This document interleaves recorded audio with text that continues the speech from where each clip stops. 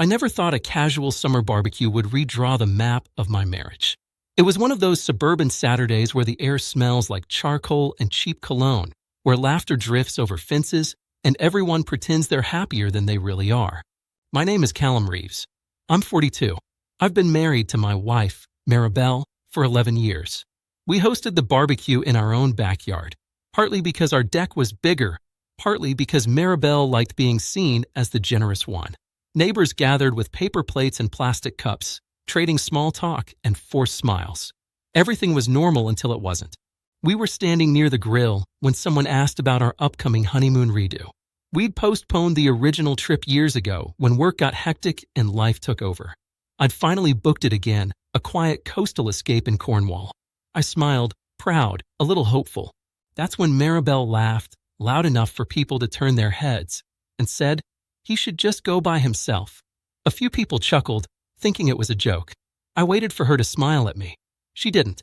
She took a sip of her drink and added, "Honestly, I'd rather stay home." Something inside me tightened, but I stayed calm. I always stayed calm.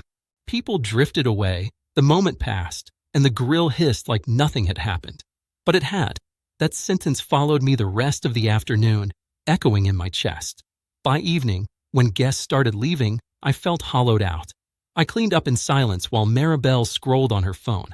No apology, no explanation, just distance.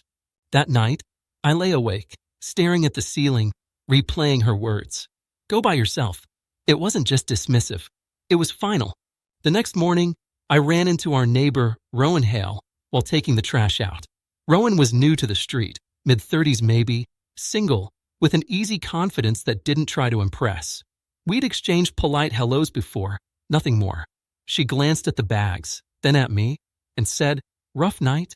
I shrugged and said it was just one of those things. She nodded, like she understood more than I'd said. Before heading back inside, she added, "If you ever need to talk, I'm usually around." It was a simple sentence, but it landed softly, the opposite of Maribel's laughter. Over the next week, the house felt colder. Maribel barely mentioned the honeymoon again. When I asked if she really meant what she'd said, she sighed and told me not to be dramatic. "It's just a trip," she said. "You're reading too much into it." But she never said she wanted to go, so I stopped asking. I finalized the booking.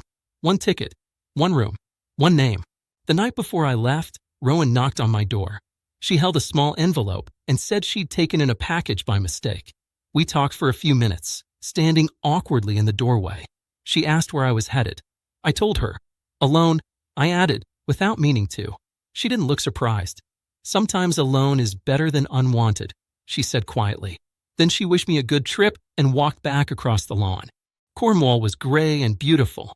Windy cliffs, quiet mornings, the sound of waves doing what they've always done.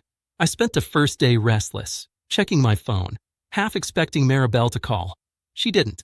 On the second day, something shifted. I stopped waiting.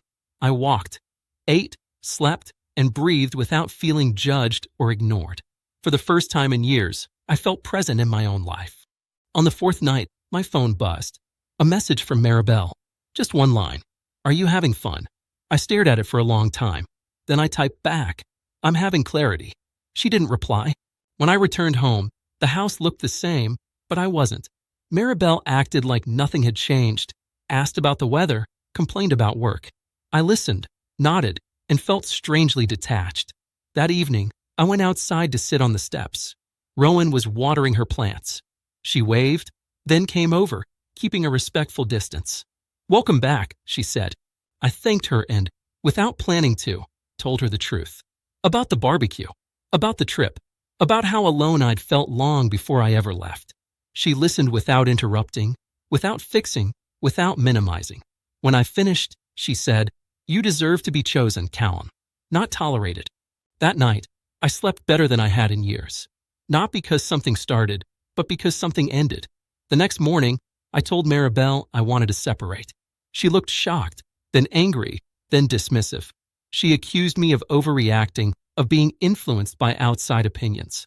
I didn't argue. I didn't explain. I just said I was done feeling like an accessory in my own marriage. A week later, as I packed a suitcase, Maribel asked if there was someone else. I thought of Rowan, of her kindness, her boundaries, her simple honesty.